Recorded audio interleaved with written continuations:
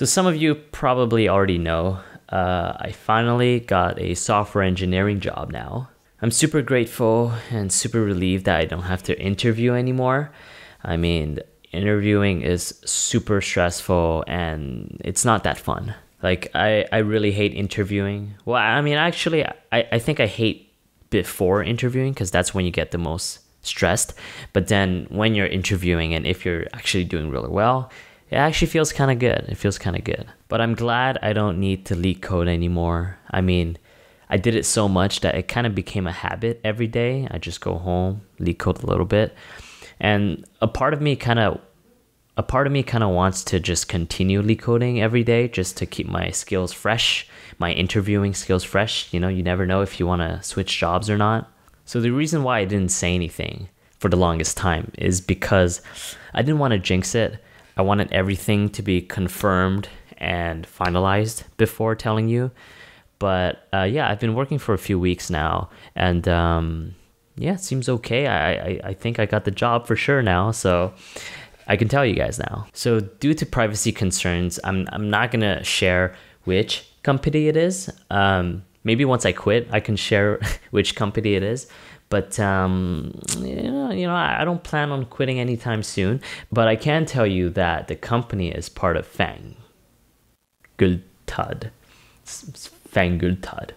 I'm incredibly happy that I got this job offer. I'm actually really grateful, and yeah, like it's always kind of been my dream job back then. And yeah, so for full transparency's sake, I have a total compensation of $278,000 for the first year, and then in the later years it's less than that because I had a sign-on bonus. So I want to tell you exactly how I transitioned from data scientist to software engineer from the day that I wanted to switch to software engineering. So I was still at Facebook when I decided to transition into software engineering.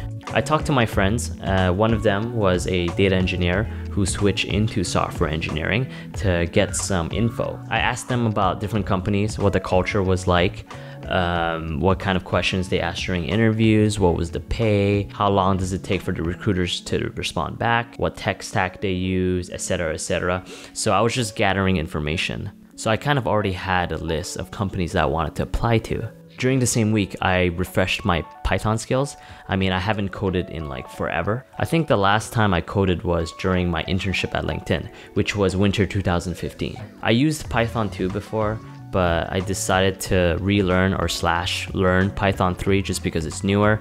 And it's almost the same thing except for a few little syntax differences. So I had to relearn how Python does their list comprehensions, array, strings, lambdas, their syntax for dictionaries, their string stuff, and also like common libraries that we would usually use in a coding interview.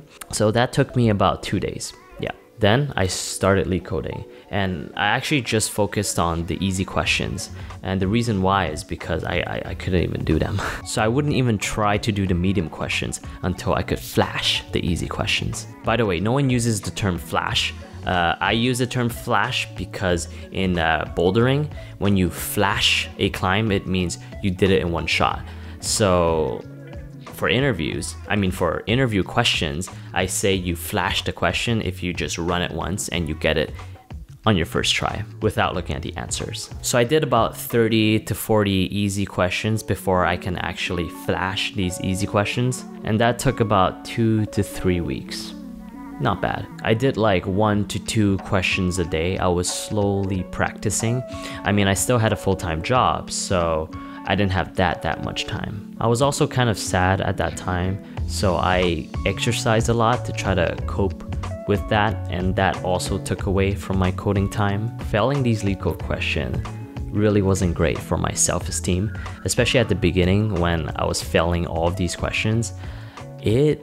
It felt pretty bad. I mean, like my self-esteem was pretty low, and then in addition, you have to grind these questions, and every question that you miss, you just feel like, you're a failure, So it was kind of hard in the beginning, but in the end, it was worth it. After that, I started doing medium questions. Now, to this day, I don't think I can flash medium questions. I mean, they're pretty hard. Some medium questions are a lot easier than others. It really depends because it kind of depends on your strengths and your weaknesses. Some of them I could flash, but some of them I cannot. I can't even solve them. So it's kind of hard to say, but I still did a lot of them, and then the more you do, the easier they become. In the meantime, I decided to actually start applying to jobs because I told myself that I needed to put deadlines. Because without deadlines, I'm just gonna slack and I'm not gonna practice seriously. So I polished my resume because my resume was kind of built in a more data science PME role. So a lot of the bullet points I had to change to make it more software related. For example, for my data science job, I would focus more on the data engineering aspect of the job. And then for my PM experience, I would talk about how I prototyped these products, which requires coding, so that I could present it to clients and stuff like that. Getting interviews was actually really easy for me because I've built a foundation ever since I started doing internships. So over the course of all those internships, I've built connections, friends, and a whole network of recruiters/friends. So for literally any tech company, I have at least a friend who works there or a recruiter that I can contact because I've already interviewed there for internships. The reason why I can contact these recruiters is because back then when I was interviewing for internships, I actually got offers from them, and because they remember me, they'll answer my email and they'll give me at least a phone interview. So yeah, Waterloo is the shit because you get a whole network of tech professionals. You'll get a referral for any company you want to apply for, as long as you made friends back in college. And I don't want to brag, but I had a handful of friends in college. So I wanted to study full time and go ham on leak coding because I knew that getting the interviews was not my problem. My problem was actually passing the interview. So I decided to quit my job and leak code full time. But that didn't happen. I ended up doing YouTube a lot and I pretty much studied the same amount as before. Okay, maybe not the same amount, but just a little bit more. So I studied about like 2 to 4 hours a day, which means like 3 to 5 questions. I usually do about 3 to 5 questions per day. And then maybe on the weekends, slightly more, maybe 5 hours. I was getting more and more familiar with the questions. I was recognizing the patterns. I was learning the tricks, right? And it's not even about intelligence or being smart or anything. It's literally just practice because the questions end up looking the same. They only change the context or the wording or the storyline behind it, but it's essentially the same thing. So 4 weeks later, I had my first phone interview and I passed almost all of them because they're not super hard. It's only like a first smoke screen, and most of the time you might get a question that you've seen already on LeetCode, so that makes it a lot easier. It's technically kind of cheating, but whatever. After the phone interviews, I also asked to push the on-site interviews as far as possible because I just wasn't confident in myself yet, so I wanted more time to study. So I did like 150 to 200 questions by then, but I didn't feel like I was getting that much better. So I bought the book Elements of Programming. Oh wait, I think I have it.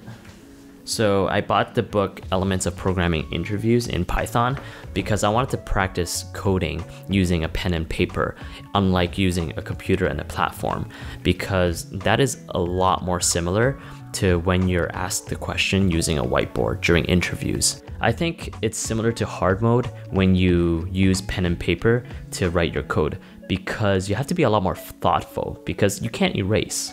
Then during real interviews, I actually have a whiteboard and I could use the eraser. It's gonna feel a lot easier. So 2 or 3 days before the on-site interview, I would stop doing YouTube and I would study all day for 3 days. I would order delivery so that I don't waste time. So I would study around 10 to 12 hours per day before the interview. I would do a combination of LeetCode and paper coding using Elements of Programming Interview. I would also go to Glassdoor to look at the interview question for that specific company and do them. I also ask around my friends to see what kind of questions they got during their interview. Usually the questions won't be the same, but at least you get a sense of what the companies like to ask. For example, Facebook, they don't ask dynamic programming questions, but Google, they love to ask dynamic programming questions.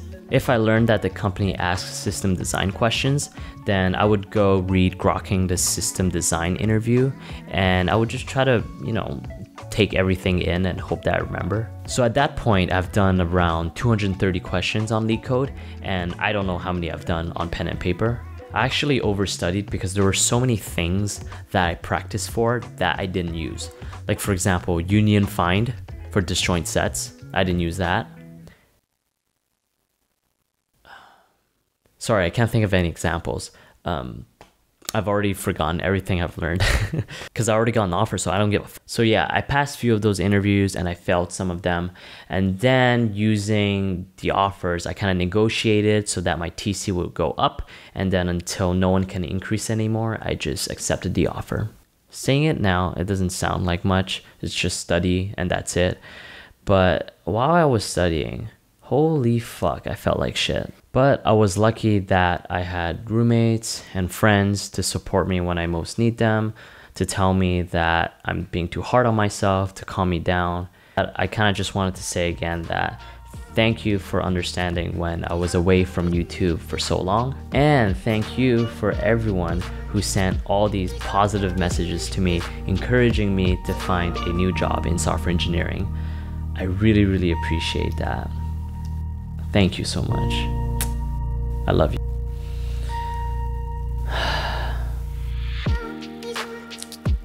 All right, it's a new chapter in my life.